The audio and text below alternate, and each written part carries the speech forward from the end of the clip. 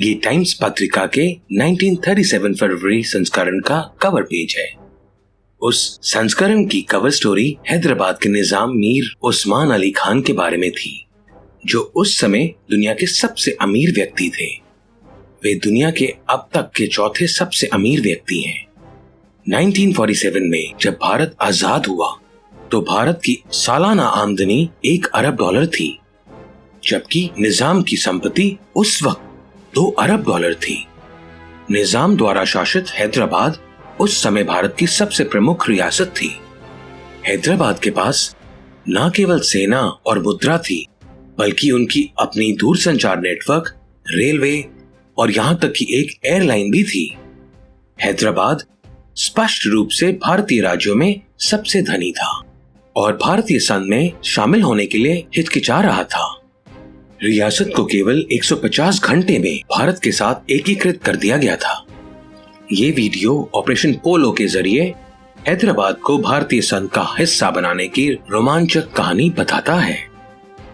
हैदराबाद के 7वें निजाम उस्मान अली खान के पूर्वजों ने उस समय दुनिया की एकमात्र रत्न खदान गोलकोंडा पर कब्जा करके दक्कन क्षेत्र की स्थापना की थी। बाद में उन्होंने मुगल साम्राज्य के पूर्वज होने के नाते इस क्षेत्र का नाम बदल के हैदराबाद कर दिया। निजाम और उनके परिवार की विशाल संपत्ति मुख्य रूप से गोलकोंडा हीरे के खदानों के कारण थी। ब्रिटिश शासन के दौरान हैदराबाद भारत की पहली रियासत थी जिसने ब्रिटिश शासन को मान्यता दी थी। उस समय ब्रिटिश भारत लगभग 500 रियासतों से मिलकर बना था। 1947 में जब भारत को अंग्रेजों से आजादी मिली तो इन रियासतों को भारत या पाकिस्तान में विलय या एक स्वतंत्र राष्ट्र बनने का अधिकार दिया गया था। निजाम चाहते थे कि हैदराबाद ऑस्ट्रेलिया जैसे ब्रिटिश राष्ट्रमंडल के अधीन एक स्वतंत्र देश बना रहे, लेकिन जब अंग्रेजों ने इस अनुरोध को अस्वीकार कर दिया तो हैदराबाद के लिए एकमात्र रास्ता भारत या पाकिस्तान में विलय करना था। 29 नवंबर 1947 में निजाम ने अंग्रेजों के साथ 1 वर्ष के लिए स्थगन समझौता किया। सौदे के अनुसार हैदराबाद का आंतरिक प्रशासन निजाम के हाथों में था, जबकि विदेशी मामले, रक्षा और संचार भारत के नियंत्रण में थे। लेकिन हैदराबाद के पुलिस बल के 22,000 सदस्यों के अलावा लगभग 2 लाख सदस्यों का एक सशस्त्र बल भी था, जिसे रजाकर कहा जाता था। कासिम रिजवी के नेतृत्व में रजाकर सेना का मुख्य उद्देश्य भारत के साथ हैदराबाद के एकीकरण का विरोध करना था।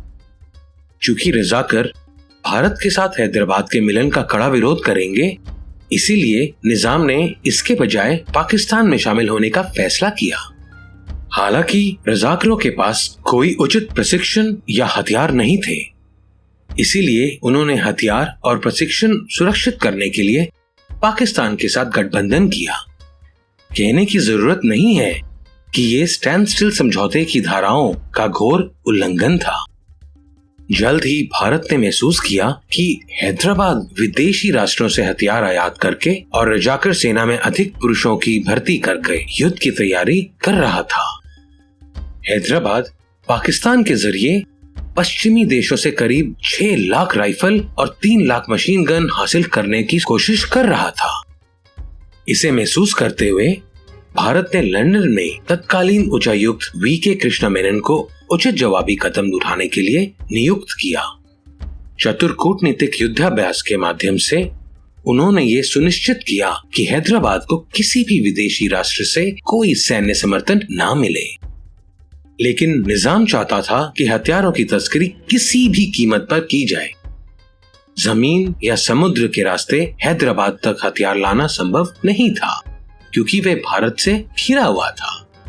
इसीलिए सिडनी कॉटन नाम के कुख्यात तस्कर के जरिए हवाई मार्ग से हथियार पहुंचाने का फैसला किया गया। इसके लिए कॉटन को 20 मिलियन पाउंड देने का वादा किया गया था, जो आज के पैसे में लगभग 5,000 करोड़ रुपए हैं।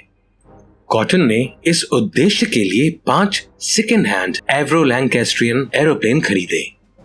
पहले चरण में वारंगल क्षेत्र में कई तोपें गिराई गईं। केवल 2 महीने की अवधि में कॉटन ने 25,000 मोर्टार, 1000 टैंक रोधी खदानें, 5,000 सब मशीन गन, 10,000 राइफल और उनकी गोलियां दी। इसके बाद जब हैदराबाद ने भारतीय मुद्रा पर प्रतिबंध लगा दिया और भारत के साथ व्यापारिक संबंध तोड़ दिए, तो भारत ने इसे युद्ध के अग्रदूत के रूप में लिया।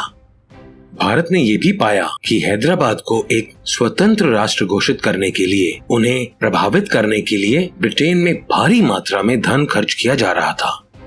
भले ही प्रधानमंत्री नेहरू हैदराबाद की अलगाववादी प्रवृत्तियों के खिलाफ थे, उन्होंने जोर देकर कहा कि वार्ता विफल होने पर ही सैन्य हस्तक्षेप होना चाहिए। लेकिन तत्कालीन गृह मंत्री सरदार वल्लभ भाई पटेल का मानना था कि बातचीत व्यर्थ है और केवल सैन्य हस्तक्षेप ही इसका समाधान निकाल सकता है। इसी बीच चरमपंथी रजाकरों ने हैदराबाद के आम लोगों को निशाना बनाना शुरू कर दिया।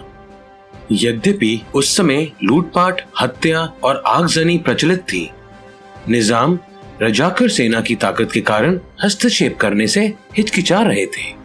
हालांकि आम लोगों ने कम्युनिस्ट पार्टी के नेतृत्व में संगठित होना शुरू कर दिया, लेकिन सरकार की मौन स्वीकृति का मतलब था कि वे शक्तिशाली रजाकरों का ठीक से विरोध नहीं कर सकते थे। हैदराबाद के सैन्य निर्माण के अलावा रजाकर सेना द्वारा हिंसा के अत्यधिक प्रयोग का मतलब था कि दंगे व्यापक थे। इस सब के चलते इलाके में कानून व्यवस्था पूरी तरह से चरमरा गई। भारत के लिए एकमात्र समाधान सेना का हस्तक्षेप था। अंतिम उपाय के रूप में भारत ने अपनी सेना को हैदराबाद पर कब्जा करने का आदेश दिया। इस योजना के वास्तुकार लेफ्टिनेंट जनरल E.N. गुदार्ड थे, जो उस समय दक्षिणी कमान में प्रमुख थे। योजना एक पिंसर आंदोलन के लिए जाने की थी, जहां लक्ष्य पर दो अलग अलग पक्षों से एक साथ हमला किया जाता है। इसका मतलब ये होगा कि लक्ष्य ठीक से अपना बचाव करने में सक्षम नहीं होगा, जिसके परिणाम स्वरूप उसकी हार होगी। भारतीय सेना ने इस योजना का नाम ऑपरेशन पोलो रखा, क्योंकि हैदराबाद और उसके आसपास कई पोलो मैदान थे। 13 सितंबर की भोर में भारतीय सेना ने हैदराबाद पर हमला कर दिया। वे पूर्व से विजयवाड़ा होते हुए और पश्चिम से शोलापुर होते हुए उसी समय अंदर चले गए।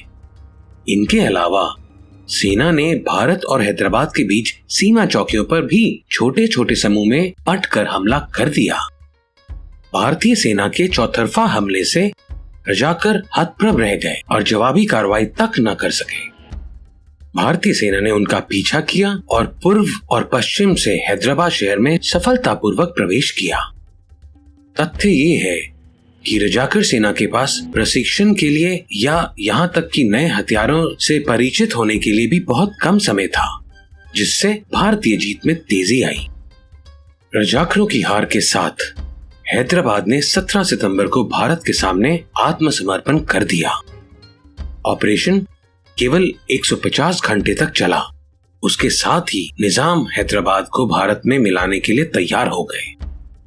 इस बीच ऑपरेशन शुरू होने तक सिडनी कॉटन हैदराबाद में हथियारों की तस्करी कर रहा था, लेकिन कॉटन को जैसे ही भारतीय सेना की योजना के बारे में पता चला, वे अपनी जान बचाकर अपने हवाई जहाज से भागना चाहता था। उसकी योजना रजाकर सेना के मुखिया रिजवी को अपने साथ ले जाने की थी, लेकिन आगामी हाथापाई में कॉटन ये मान के उड़ गया कि रिजवी पहले ही विमान में सवार हो चुका है। रिजवी को भारतीय सेना ने पकड़ लिया और कैद कर लिया और बाद में पाकिस्तान भेज दिया गया। बाद में कासिम रिजवी की एक पाकिस्तानी अस्पताल में बिना नाम लिए ही शर्मनाक तरीके से मौत हो गई। हैदराबाद के भारत का हिस्सा बनने के साथ निजाम को भारतीय सरकार द्वारा राज प्रमुख या हैदराबाद के नव गठित राज्य के राज्यपाल के रूप में नियुक्त किया गया था। 1956 में जब भारतीय राज्यों को भाषीय आधार पर पुनर्गठित किया गया था, हैदराबाद राज्य के कुछ हिस्सों को महाराष्ट्र, कर्नाटका और आंध्र प्रदेश राज्यों में मिला दिया गया था। हैदराबाद का ये अशांत इतिहास आज ज्यादा प्रसिद्ध नहीं है। हैदराबाद आज एक राज्य का आदर्श उदाहरण है कि एक क्षेत्र बिना किसी बाहरी हानिकारक प्रभाव के कितना हासिल कर सकता है। हालांकि आजादी के समय भारत का हिस्सा नहीं था, लेकिन आज हैदराबाद भारत के प्रमुख आईटी शहरों में से एक है। हम आशा करते हैं कि कश्मीर सहित भारत के अन्य हिस्सों में भी ऐसी शांति और समृद्धि बनी रहे।